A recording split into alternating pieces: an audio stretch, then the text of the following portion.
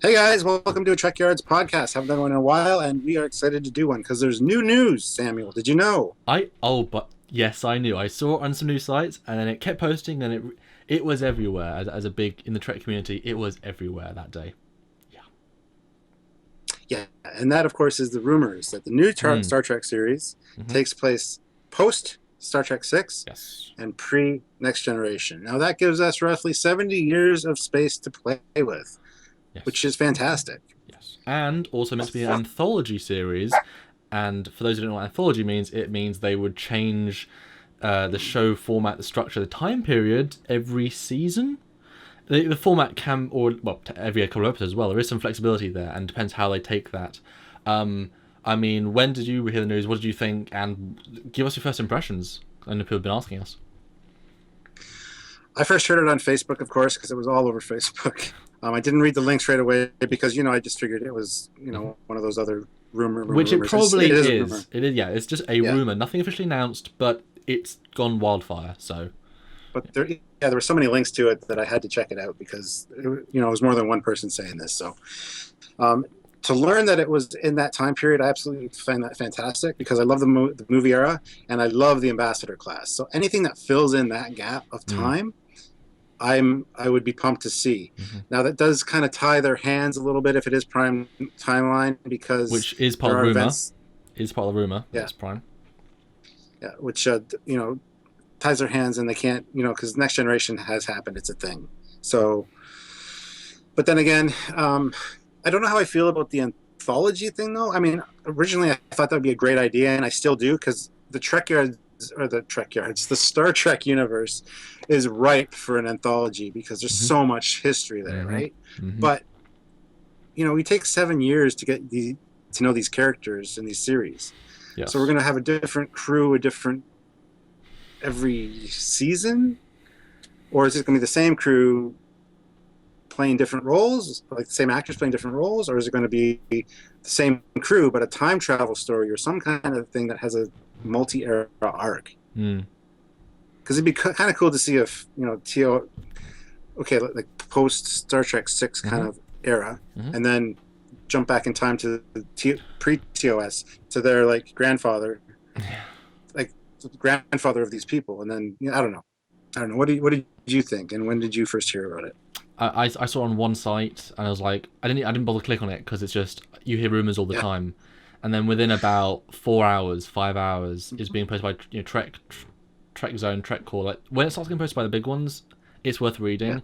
And honestly, that's very exciting news. The era is amazing. We love the uniforms, we love the L cars, we love the ship designs.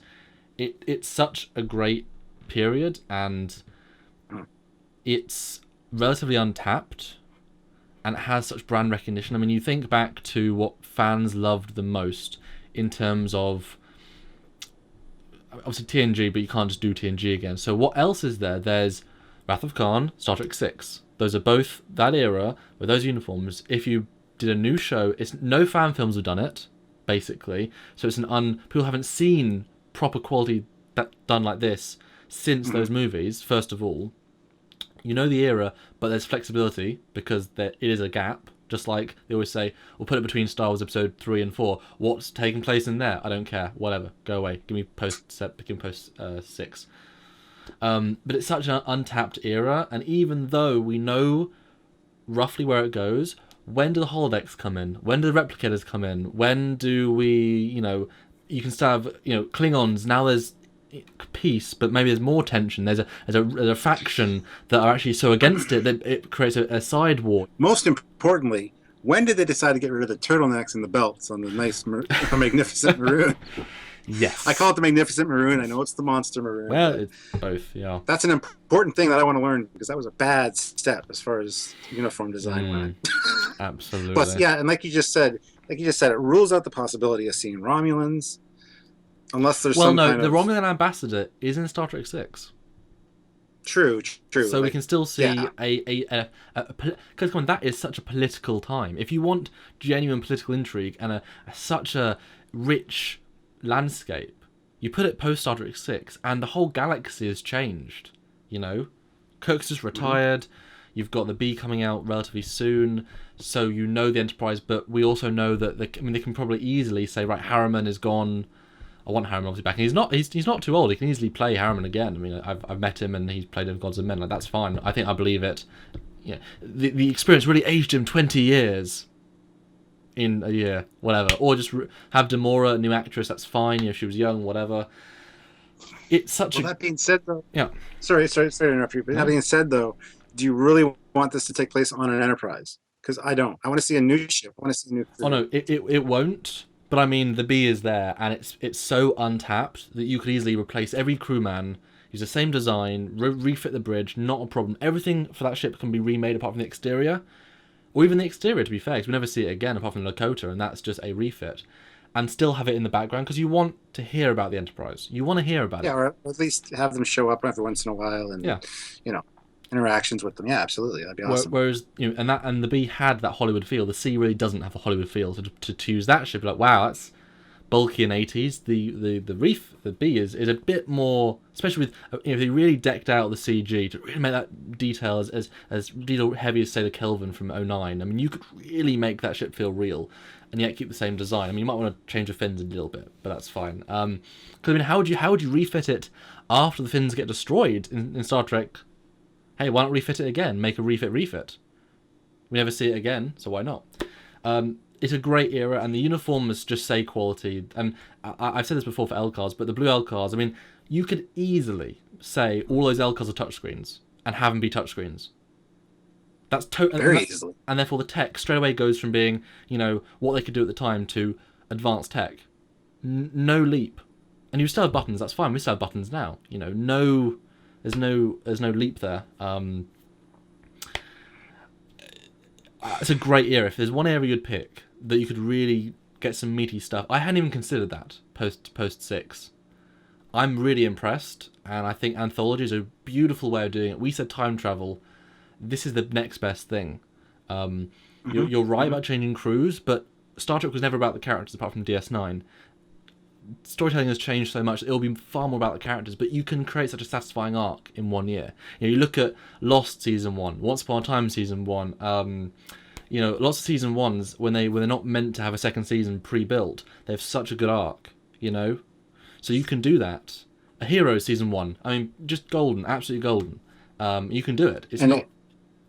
Yeah, and it could be that the season 1 crew shows up again for Season 4, and you know, it continues on their story or some such thing, right? I mean, especially if you push forward, you can have them in age makeup and say, yes, this is you. You know, if they're all young cadets, whatever, you can have them appear several times as cameos, and you suddenly create your own, you know, inbuilt. But I love the idea because fans, we want to see, well, especially if you commit to 1 season, 1 arc, it's done. If it doesn't do well, Star Trek's dead again. But they did a good try. If it does so well, the money will go up, people will really support it, fans love it. You can say, Season 2, let's make it pre-TOS. Let's make it Cage 12.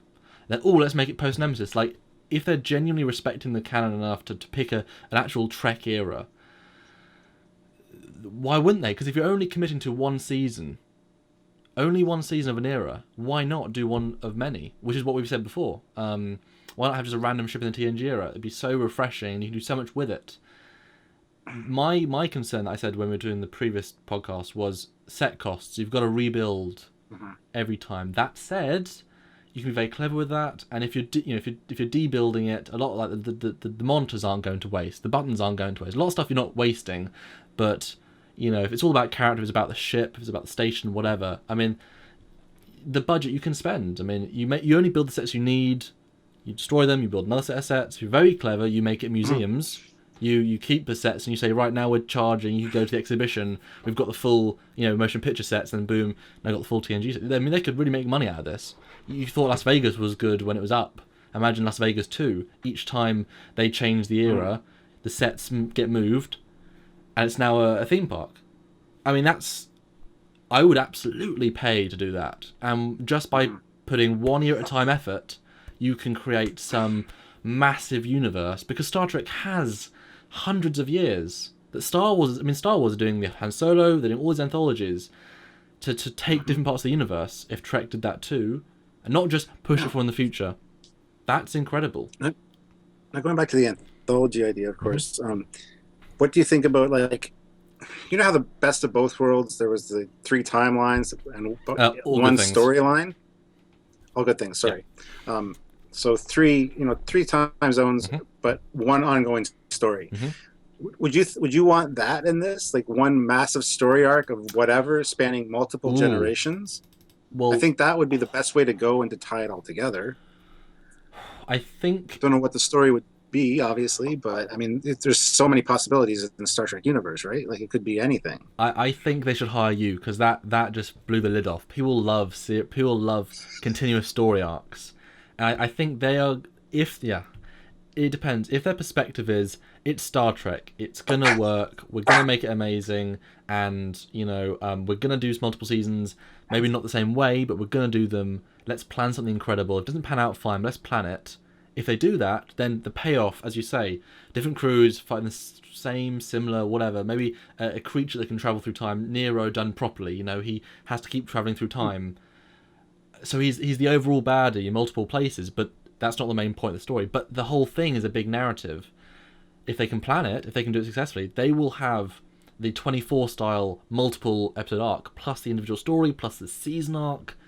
I mean, they can make an entire, well, it's made for web, so call it a web show in a sense. Like it's an entire franchise in itself. These if they only get 5 seasons, this is the 5 season arc of the story of these heroes eventually dealing with this problem. The Enterprise is doing their thing, but these crews, these people, these kids of themselves. I mean, if they've got the father in the next season, or the child, like I said, that would be such an interesting arc. I think fans who love complicated sci-fi, who want something in the canon, if there's only 13 episodes, you commit to not a lot of money, relatively speaking, you can create such a fan love, and because you're doing it such a different style, you can then say, boom, let's push it 300 years in the future. Why the hell not? Okay, fans didn't like it that far in the future, let's pull it back, That would be incredible. But that's why this is such a positive thing, because we were all assuming, I think, it'd be post DS9 or parallel universe. So if it's genuinely Yeah. right there in the canon, that means they're gonna genuinely do it right. Like that, I think that's what we wanted in canon, and this is a great time period.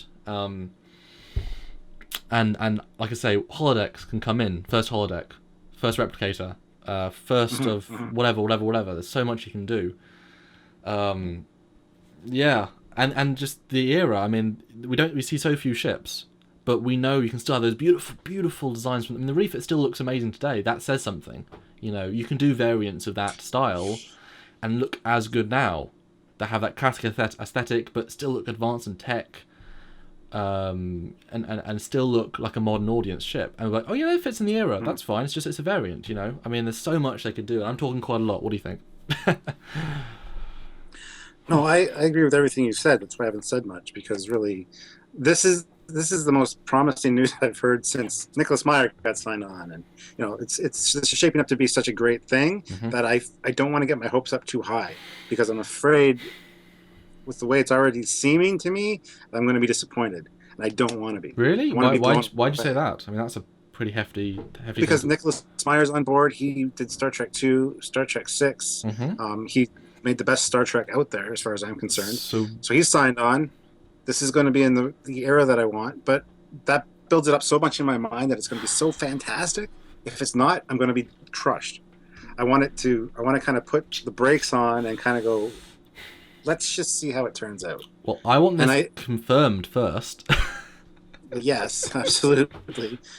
And as we've learned with Star Trek, they don't really get their legs till season 3. So even if the first couple episodes aren't good, like you said, if it's only a 1 season arc, you got to wait till at least episode 4 or 5 before you really hit its stride. So we can't judge it on the first couple episodes. But the difference between this and every other Trek show or movie is that they know what they're doing. As in, not like quality, but well, they probably do. But they know the format. They're not starting from, and hello, I'm the captain of this new ship. Let's learn the crew. No, they're going to start in the middle of a situation. Something's happening. You'll learn the characters by doing. First episode is already hugely important to the plot because they can't waste time. They're in the battle. They're in the solar system. The ship's been damaged. You learn all about the crew the first episode. You learn the relationships. You love the first 3 officers. Boom. You know the ship. because they're taking you right in. They can't waste time. They have a certain pace, have a certain strength. Second episode, boom! You like everyone, and because you know the era. Yeah, it needs to start. It needs to start out like Deep Space Nine in the heart of a battle. I think that would be the best way to introduce the crew. Well, just like, better than DS9. I didn't like the DS9 pilot very much. But no, but to be at the battle of Wolf 359 and have so much going on in the first minute of like screen time is fantastic. Oh, absolutely. You know, not this slow build up to whatever, right? So, but I think you can write characters so well in such a short amount of time. That's clever dialogue. That's clever whatever. I mean, that's how you should write. And I mean, a shorter series, I think it'll push them, because you know we're not going to develop Captain Jean-Luc, not Picard, for 7 seasons. You know you've got these 13 episodes, he's got an arc. People feel rounded. Like, where was Picard going? You have no idea. So he's just this character at the start.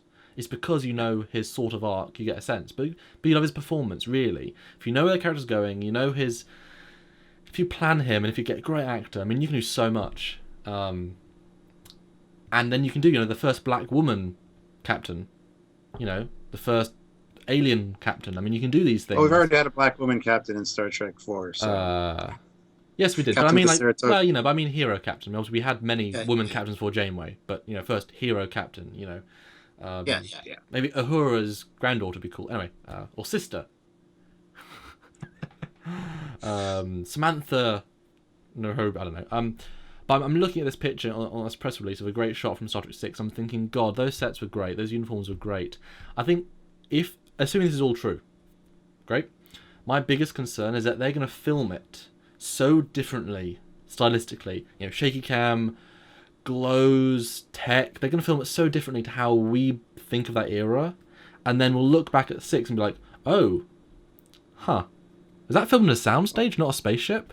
You know, kind of like TOS. When we look back at that, because I love Star Trek 6. I think it feels so advanced, and I don't know if, because you look at 09. That's the closest we have to a, you know, TOS NX era ship, and the way they film that, it doesn't feel like Star Trek, like internal sets, like, and it's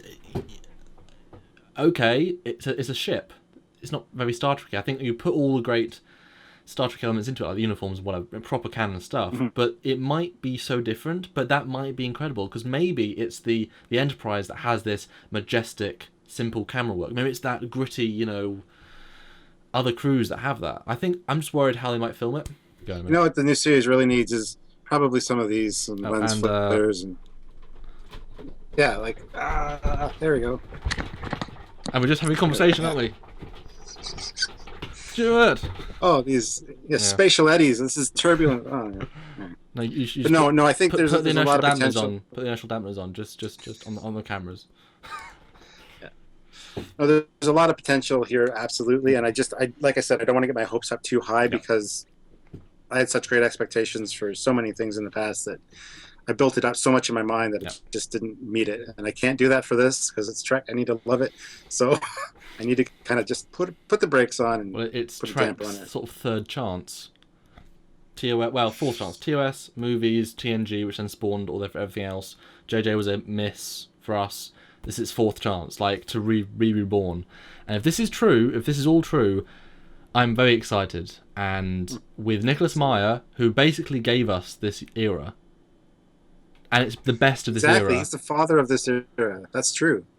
You know, I mean, I've said before, give me Star Trek 2 again in serial format. Give me just on a ship, fighting another ship, lost in a nebula. Like, give me 3 episodes of that. I love stuff in the ship, because then you have the money. 3 episodes means money to build the best sets, money to just focus on actors. That's all I want. I don't need the big space battles. I don't need the alien planets for a bit. I am happy with internal stuff. You know, build a great engineering set that's canon but different, and build a great bridge. It's like, oh, I love bridge, and it's all you need to set up the universe. And this is such a great era for it. This is probably the best era for that, possibly in terms of advanced, yet not, because it had that Hollywood feel at the time. You know, you try and make TNG. Well, they tried Generations. It looked okay, but they did weird lighting. I think you probably made it look quite cinematic too. But I'm excited, and this is. They could go anything from here. And if it's true, awesome. If it's not, damn you, internet, damn you. First time I ever cursed the internet. From hell's hearth, I will stab at thee, I stabbed internet. for hate's sake. Yes. But yeah, any closing thoughts, Stuart, on this impromptu podcast about brand new news? Nope, just what you said. Hope it's real, and I don't want to get my hopes up too much because I don't want to be disappointed. But it's looking promising, and that's all I can say right now because I don't want to put the cart before the horse, as it were. Yeah. But yeah, awesome. And that is it for this Trekyards podcast. We will see you hopefully next time for another bit podcast, and we'll try and do more if news comes up. But we had to talk about this, and yeah, see you next time, guys. Until next time. Bye, everybody. Bye. I'm Captain Foley. I'm Commander Coggins. All right. Bye, guys. Bye.